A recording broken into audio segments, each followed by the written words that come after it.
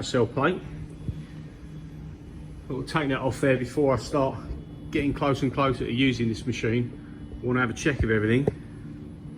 And it doesn't look too horrendous. You can see some of the keys are a little bit dinged up there, but the plate looks pretty good.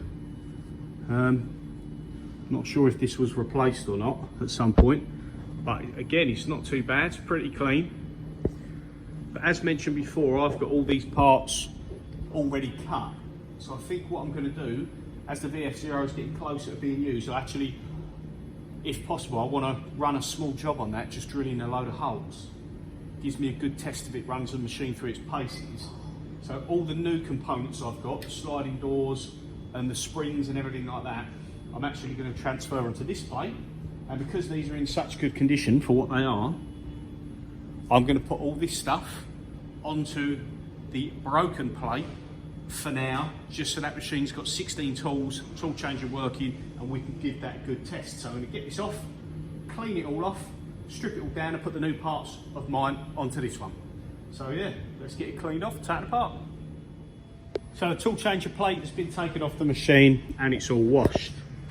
Now this is the one that's off the VF3, all looking good.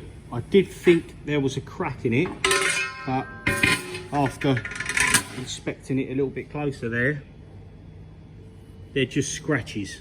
That's just like a deep gouge. So yeah, I was a bit concerned about that, but that's not a crack. And the rest of it is pretty good, bar a bit of marring. Obviously you can see there, the spring just starts to get into the cast section, in this pocket section, sorry, and just take away the top coat. But other than that, it's pretty good. I've put a straight edge across it. It's about as good as you're going to get. Now this is the one off the VF0E. Now the only difference between the early plates and the later ones are these spring lengths. I don't know why they changed them, for what reason. So bolt patterns, holes, everything else is the same. But on the slightly newer ones, because this was a replacement they told me on the VF3, they have a longer spring. So I'll have to reuse the springs on this one, but there was one missing. There's that spring there.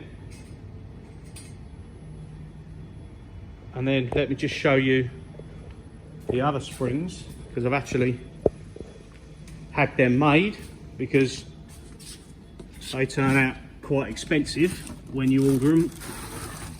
So they're the main springs which hold the back of the fingers, and they are the door slider springs that I've had made, but these are shorter ones.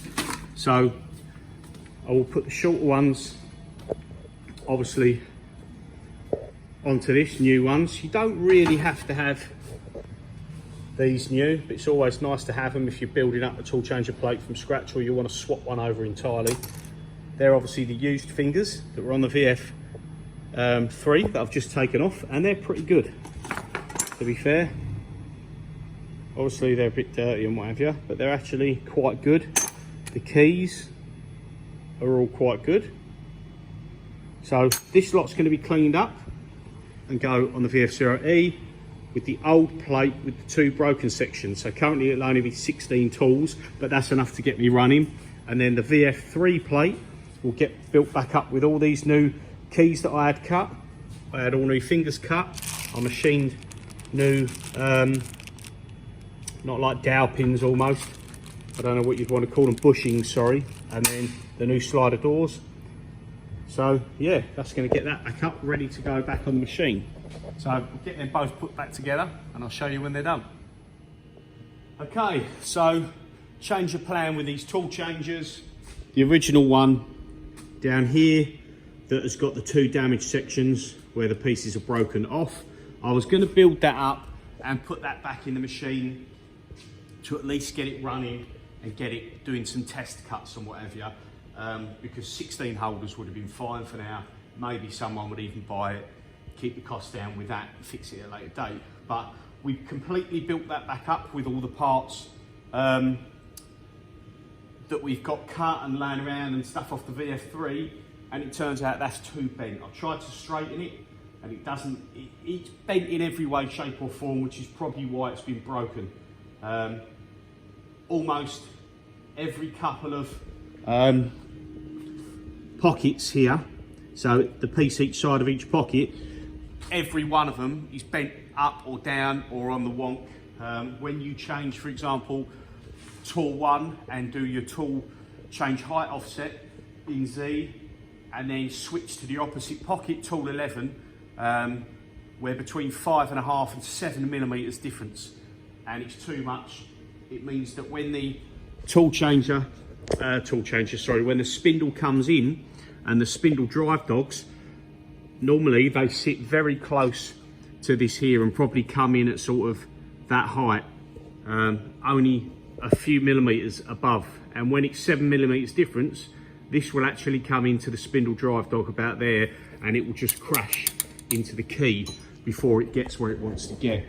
And all that's going to do is just cause more damage, and you might end up damaging something on the Z-axis or on the actual bearings on the spindle if you whack into that. So when we tested that, we measure it with none of these fingers and everything on there, just put the plate in to make sure that there wasn't an issue with the actual main carousel and this section here being bent. I put the plate off of the VF3 with nothing on it, and I put that in there, and we indexed all the tools, and the height difference was 1 millimeter to 1.2 millimeters on opposite pockets. So what we'll do on the tool change height offset is we'll split the difference and say put it at 0.7, 0.75 of a millimeter, and then that's not going to cause us no issue.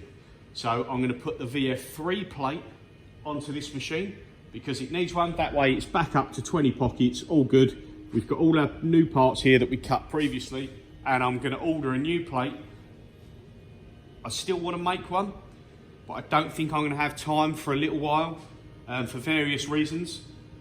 So I think the best bet, if I need that machine up and running, is going to be to order a new plate, and then I'll make my own ones after. So hopefully this one can be running and put up for sale, and then that one can be running, and then when everything's going and it's all settled down and time's not so scarce, you know, not so rushed around, then I can get on with looking at making the tool changer plates.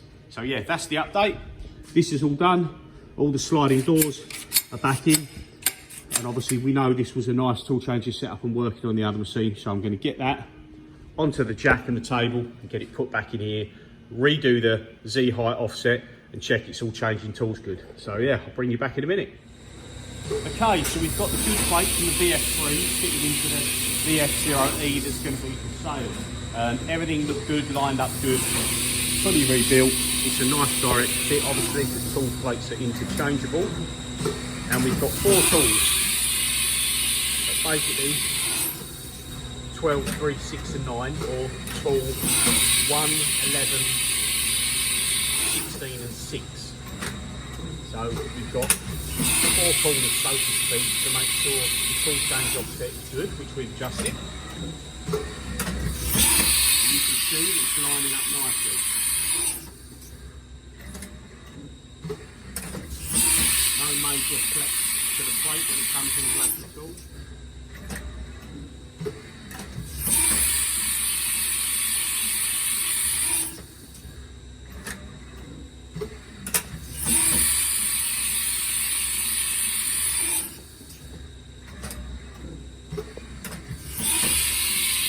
Easy enough to run this sort of cycle. Obviously you can just MDI it, T1, T6, T11, T16 and loop.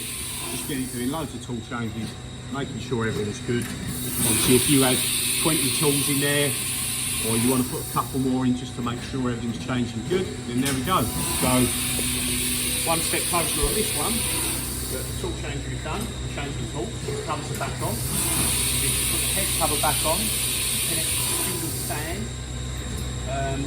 Once we've got the head cover back on, we can remount the full release button, and we can turn off this one here, just so we don't press it accidentally drop a tool. And then one last thing we need to do, well there's 2 actually, we need to either seal this off with a plate for the minute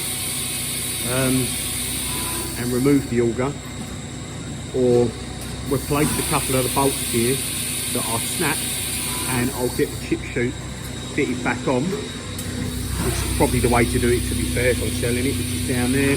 And then also I need to replace this old hose because it's rock solid, can't be moved, and obviously I have to cut it down there. So you can't run any coolant until that's replaced. But yeah, tool change is done. I'll get the head done, the hose done, and the other bit done. And hopefully the next video will be of it running and actually cutting something. So cheers for watching. See you again soon.